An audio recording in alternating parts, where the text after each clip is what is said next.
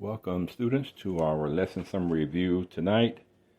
We're continuing with our course, Foundations for Discipleship. We're on lesson 4 this week, which is entitled Discovering and Doing. As we take a look at our lesson outline, we're going to talk about two concepts of learning: changing the learner, levels of learning, how people learn, and learning to nurture Christian growth.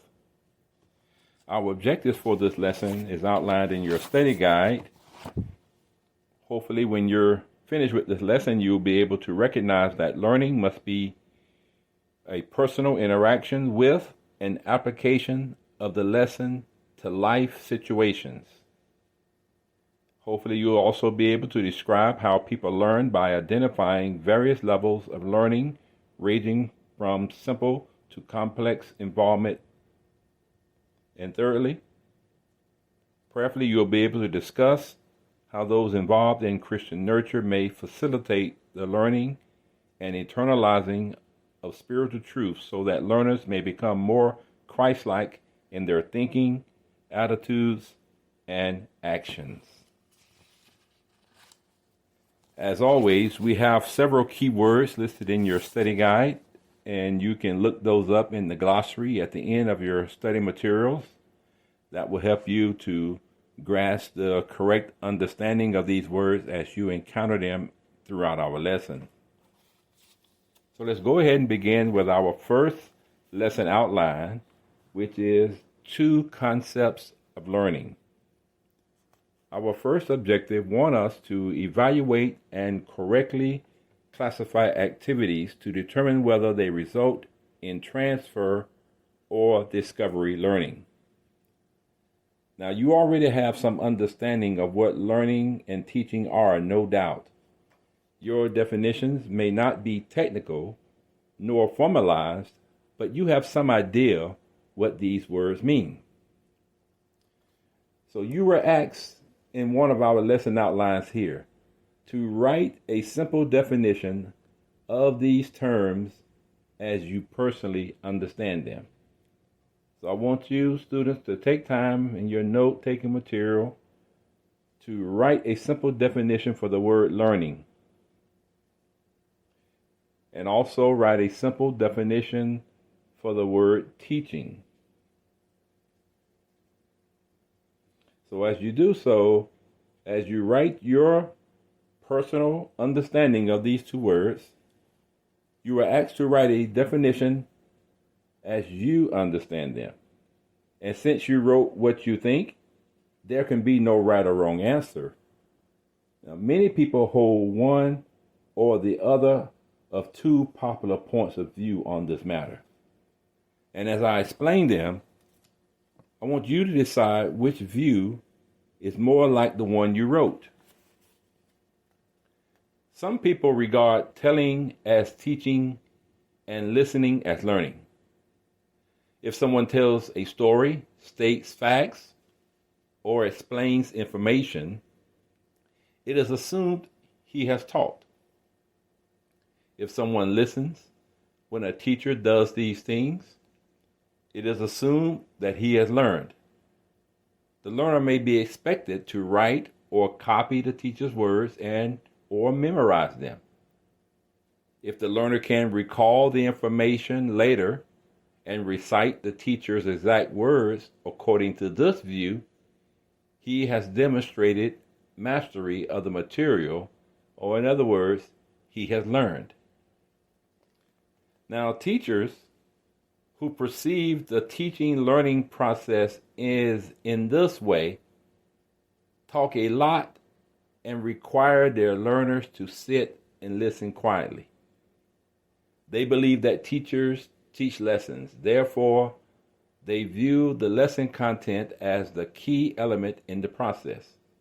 To them, teaching is seen as the transfer of information from the teacher to the learner. Now, how do you suppose this interaction affects the teacher's style of teaching in the classroom?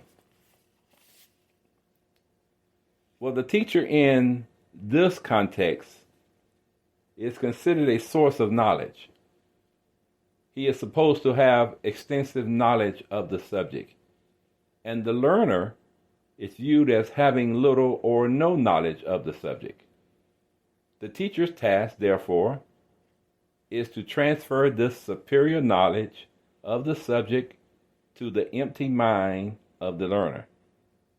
This concept of teaching learning process has led many teachers to attempt to lecture rapidly in order to cover as many facts to complete their lessons and give the learner maximum exposure to much material.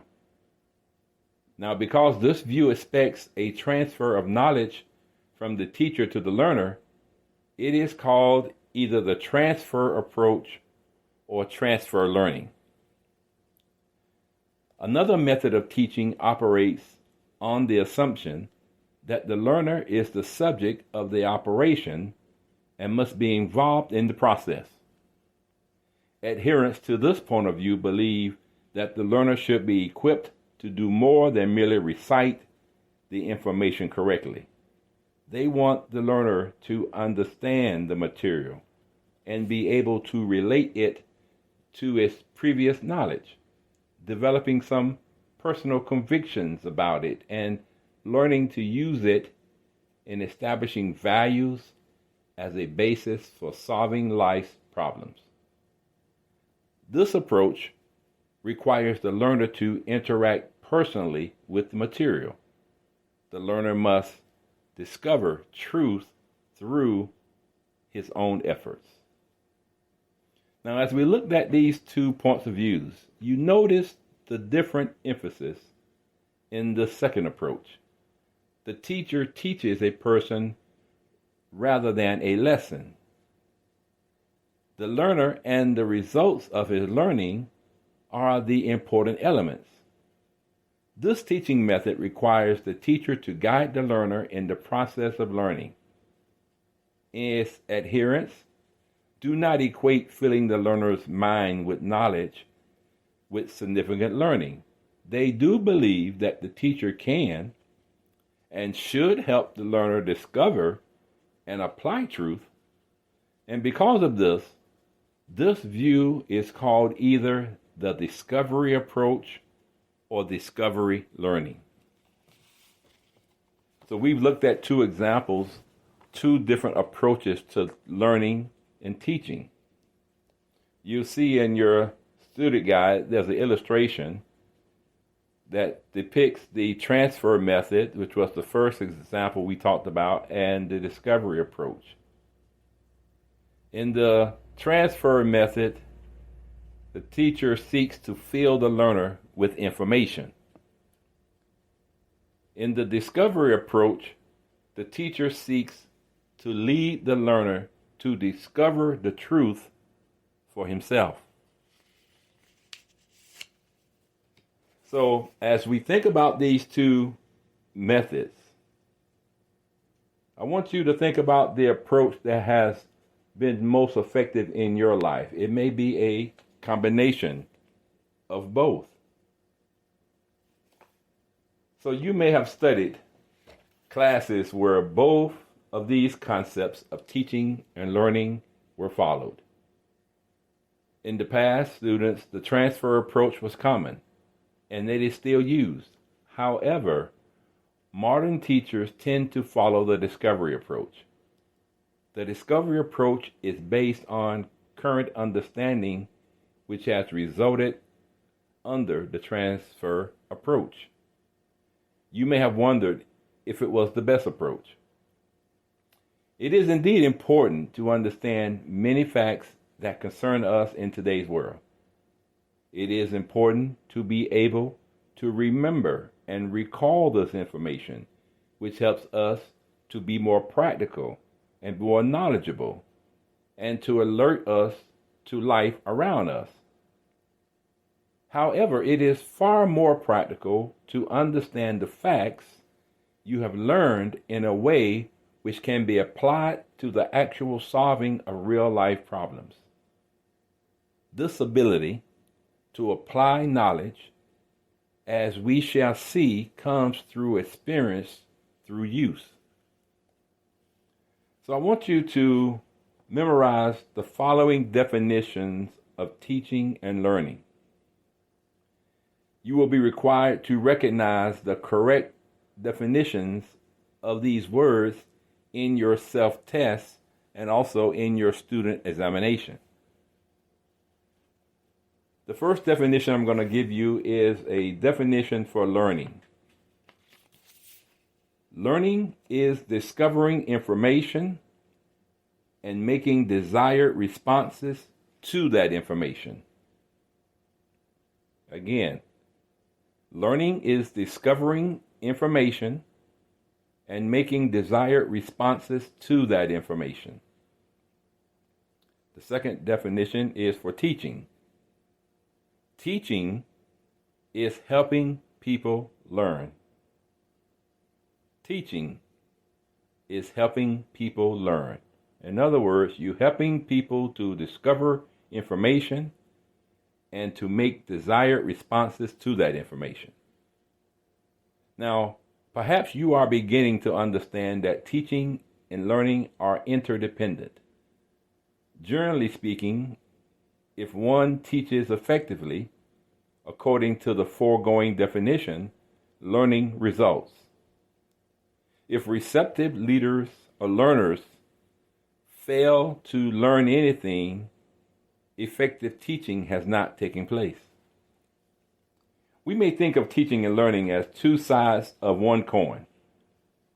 They are inseparably joined as two parts of one whole concept. And because of this, students, we will refer to the process as teaching learning. Now let's look at our second outline, which is changing the learner. Thus far, we have talked about the two concepts of learning. Now our second objective asks us to identify learning results associated with change through a learning type. Now, change is essential to learning. The learner discovers information and responds to it. If the learner does not change, learning has not taken place. If learning has not taken place, teaching has been ineffective.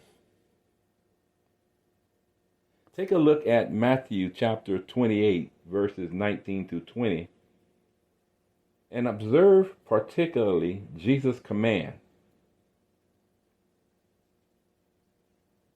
So do you understand the communication between teacher and disciples by Jesus' use of the words, "Obey everything that I have commanded you," and observe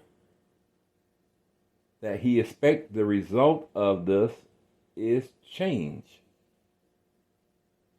So how could someone obey the commands of Jesus without first understanding them and then building his or her life on them?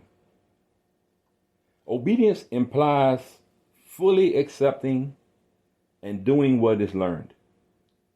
Knowledge must be translated into action if it is to be effective. The major goal of learning, then, is for the learner to put truth into action, being convinced of truth to the point of making it his or her own and changing his or her life accordingly.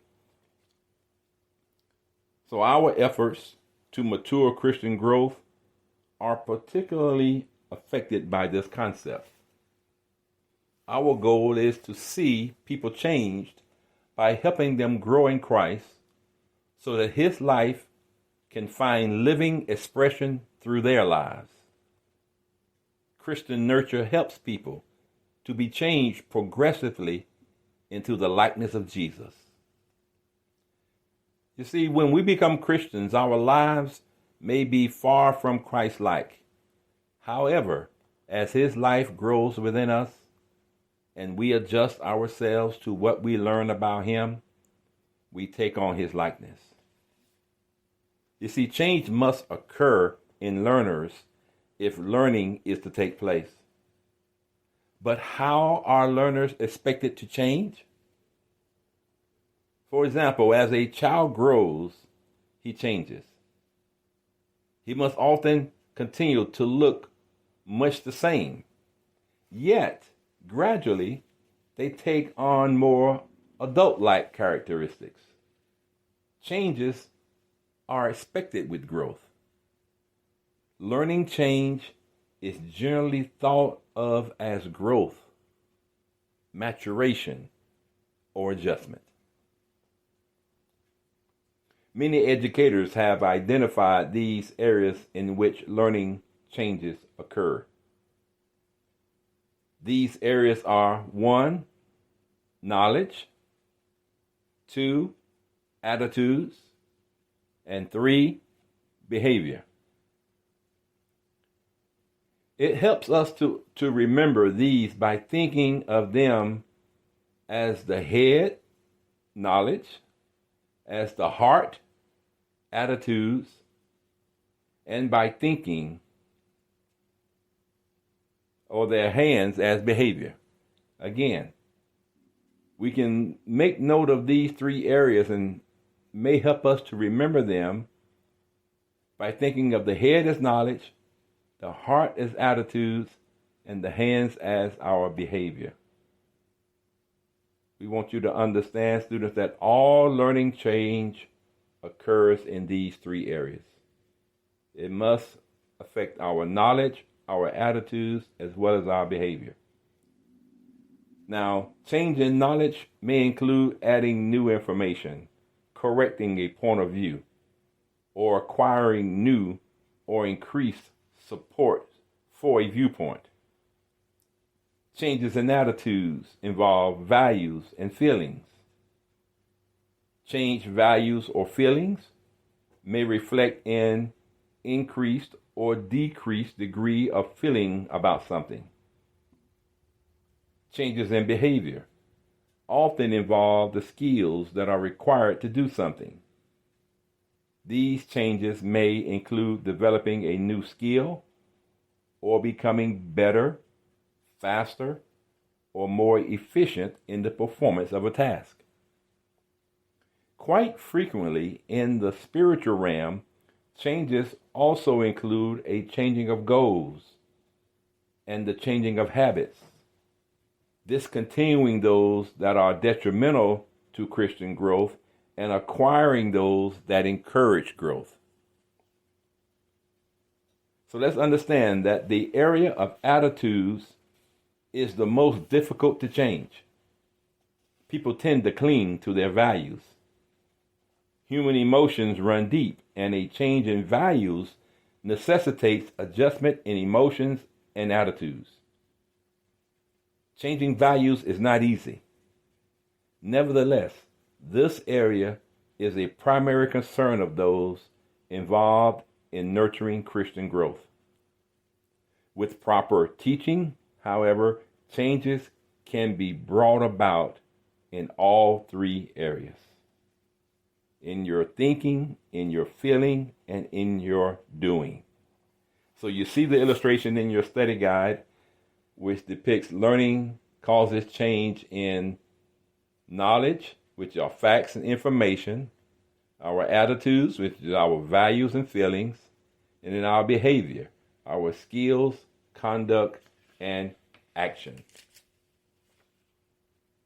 So we've talked about the changing, the learner. Now let's talk about the levels of learning. Our third objective asks us to select the level of learning associated with the activities that we will describe. Now, when you say you know something, do you know someone after having met him just once?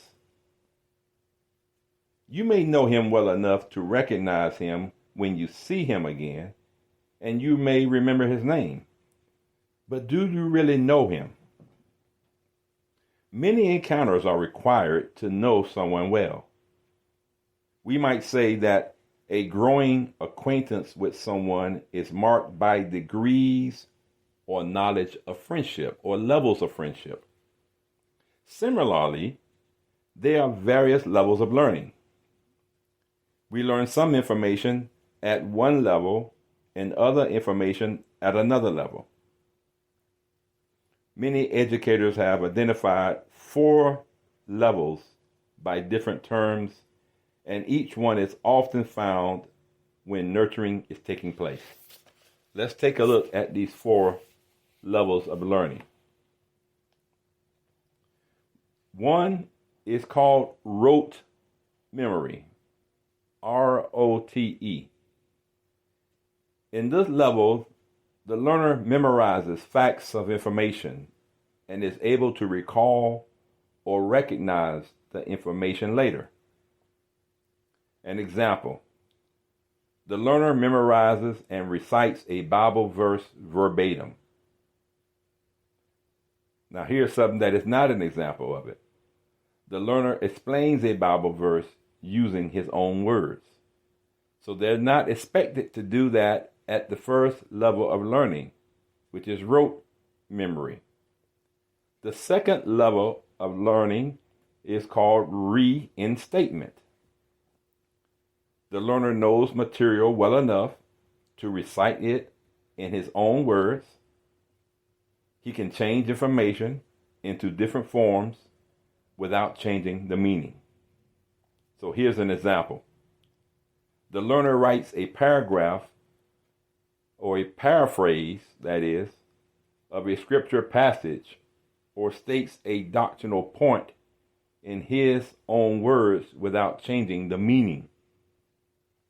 That is an example of reinstatement. Let's also take a look at something that is not an example of reinstatement.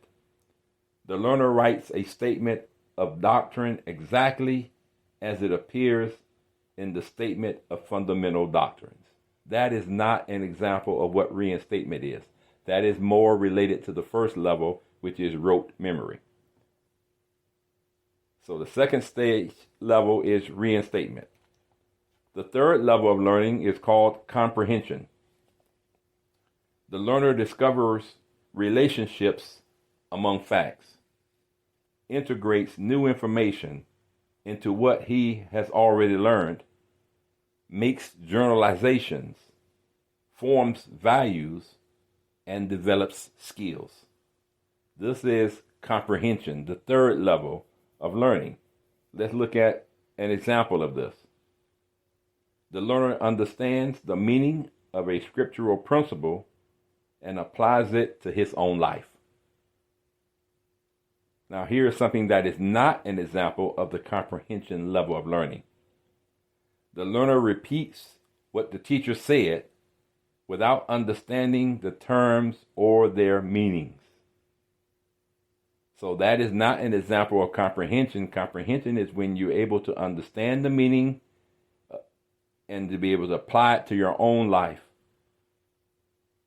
So we don't want to continue to learn at that basic level, which is the rote memory level. We should be growing in our learning. And so first level that we talked about is rote memory. The second level is reinstatement. The third level that we talked about is comprehension. Now the fourth level of learning is application. The learner uses information to solve life's problems, to modify his or her behavior and attitudes, and to make evaluations of good or bad, right or wrong. And as they apply information in new and concrete situations, they engage in original creative thinking. This ability requires that the learner identifies issues and selection and the use of appropriate data or information and the skills to resolve issues and solve problems. So let's talk about an example of the application level. The learner changes his habits or practices to conform to a scriptural command or principle. That is the application level of learning. Here's something that is not an example. The learner hears the Bible teaching about tithing explained, but fails to give any of his money in the offering. Or the student learns that they should give cheerfully, not out of necessity, but they're always feeling obligated to give. So a person who's applying it realizes that if you're not cheerful, then God doesn't expect it. He doesn't receive it in the right way.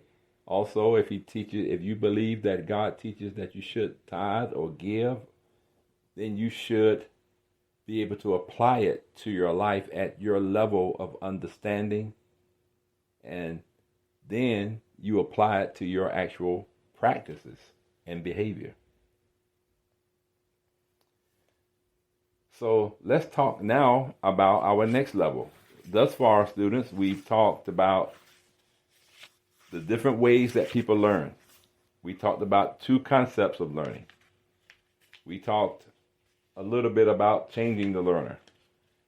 And just recently, we talked about the levels of learning, which are rote memory, reinstatement, comprehension, and application. Now let's talk about our fourth outline for this week's lesson, which is how people learn. Application number 4 wants us to relate the ways people learn with various teaching learning activities. Students must understand that it is an accepted fact that people learn. What factors are involved in human learning? How do people learn? These are some of the questions we want to answer in this section. Well, one of the ways that people learn is through the senses. The 5 senses: seeing, hearing, smelling, touching, and tasting are doorways through which people physically experience their environment. People learn more through some senses than through others. From an educational research indicates that people learn through the senses in approximately the following proportion. So how we learn? Most educational research indicates that people learn 83% of what we learn is through seeing. The research suggests that 11% of what we learn is through hearing. 1.3% is learned through touching. And 1% is learned through tasting. So as we look at the educational research, seeing and hearing are considered the 2 most effective senses for learning. Learning is generally increased when information is both seen and heard. And retention is considerably greater when information is perceived by more than one of the senses. Now let's talk about what we retain from our learning. The research suggests that 10% of what we retain is from what we read. 20% is from what we hear. 30% is from what we see. 50% of what we retain is from what we see and hear. 70% is of what we hear and tell. And 90% of what we retain is of what we hear and do. So looking at this research, we can see that to facilitate learning and increase retention, learning activities should involve more than one of the senses. Ideally, the learning experience is maximized when the learner responds either verbally to what he has heard or actively by doing something in response to what he has heard.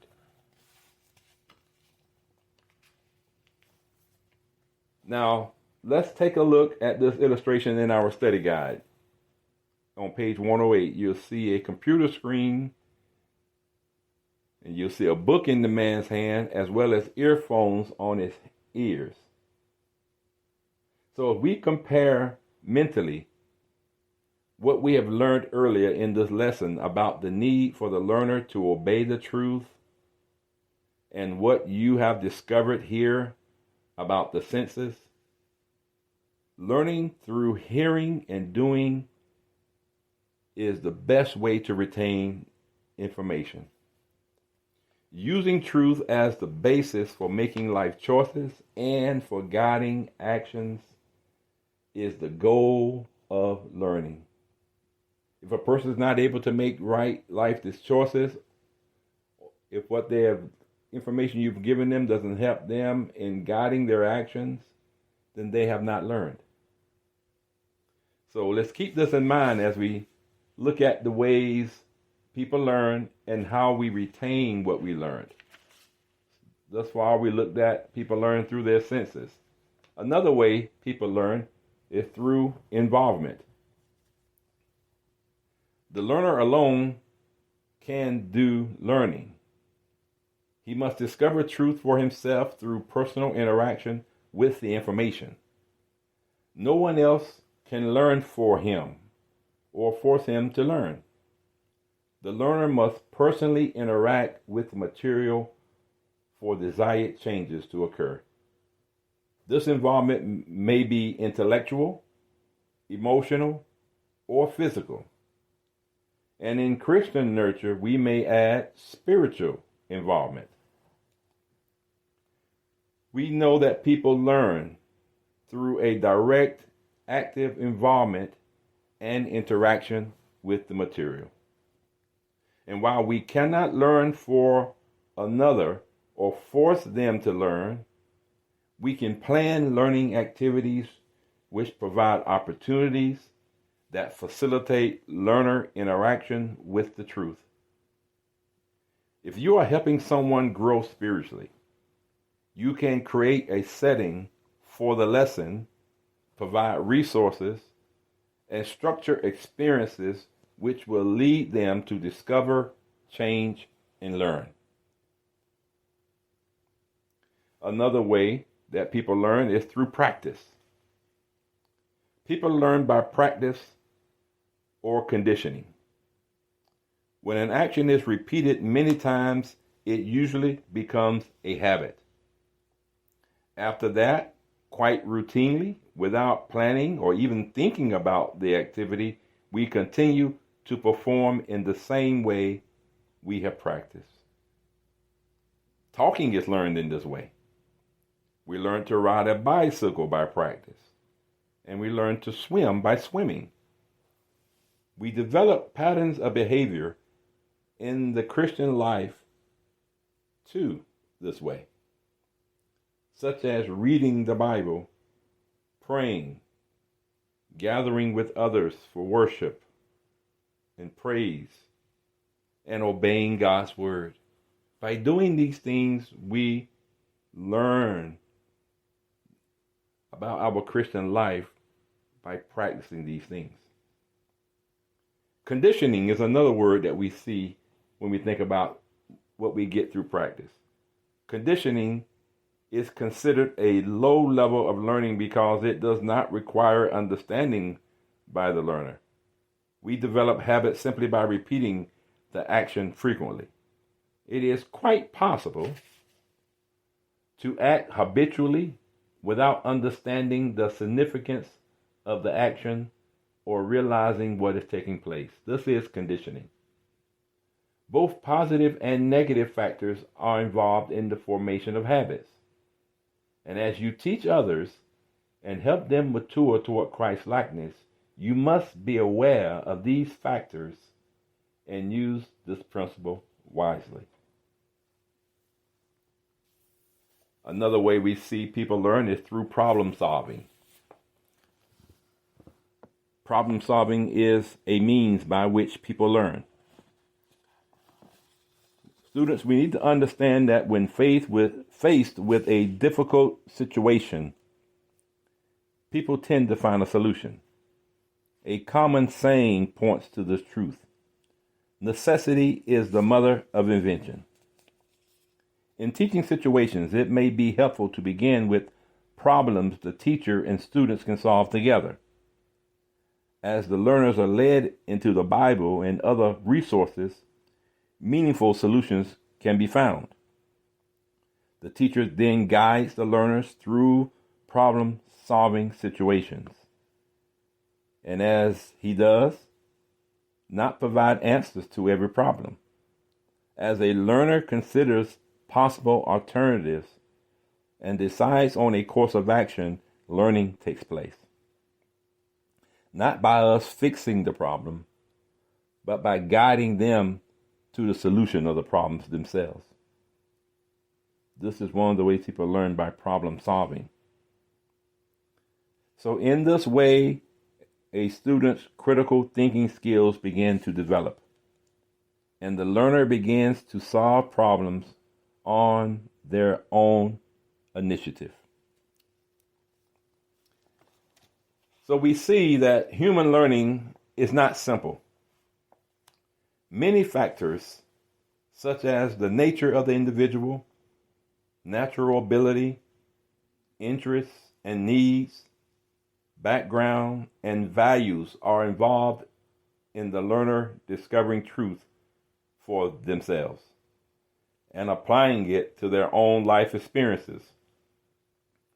Learning is equipping someone for life, planning activities which lead the learner to interact with truth, and structuring learning activities which enable them to recognize when and how to apply the lesson material for making choices and solving life's problems are a major function of the teacher.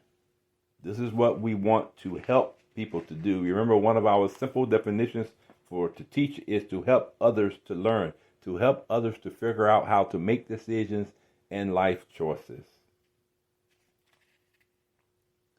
Our final section we're going to look at for how people learn is that people learn to nurture Christian growing. Learning to nurture Christian growing. Our fifth objective wants us to state which learning activities are useful for Christian nurture. As we've seen in our lesson, students, learning involves discovering and doing, interacting personally with truth, and putting that truth into practice in life. To learn means we must change. The learner must change.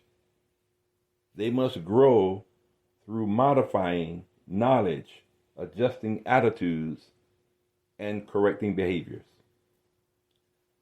These fundamentals of learning are essential to Christian nurture.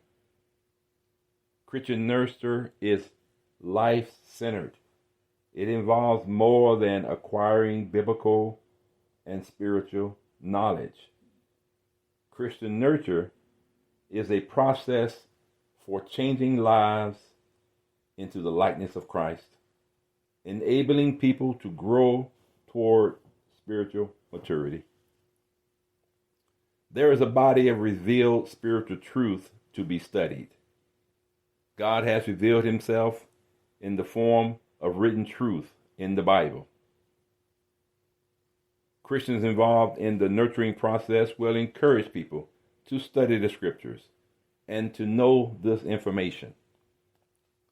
Those involved with Christian nurture and discipleship also recognize that attitudes and values are of prime importance. Additional changes are basic to the task of Christian nurture. Jesus taught the very purpose of the Christian is to love God with his total being. This love, which is an expression of the will, is extended to his neighbor And ultimately, it is revealed in his own self-concept. Love permeates the attitudes and values of a Christian. And how these attitudes are projected depends on how one has learned to express them. Growing spiritually and becoming more Christ-like helps us make attitude adjustments to be more like him. And likewise, students, knowing and feeling are not enough. Full obedience to Christ is necessary. We are not fulfilling our responsibility to nurture Christian growth until the truth finds living expression in believers. Obedient conduct is basic to the Christian life. And since our task in Christian nurture and discipleship is to foster spiritual life, we must seek to help people grow until the life of Christ finds mature, living expression in their behavior. So we've taken a look at lesson 4 of our course, Foundations for Discipleship, helping Christians to grow. We've looked at lesson number 4 this week, which is discovering and doing. We talked about the 2 concepts of learning. We talked about changing the learner, the levels of learning, how people learn, and learning to nurture Christian growth. I pray that you will be blessed and edified as you review and apply these learning principles to your own personal life and your ministry life. We certainly look forward to our next session of discovery with you. And in the meantime, may God bless you and prosper you by his Holy Spirit as you discover and apply these principles to your life. God bless you.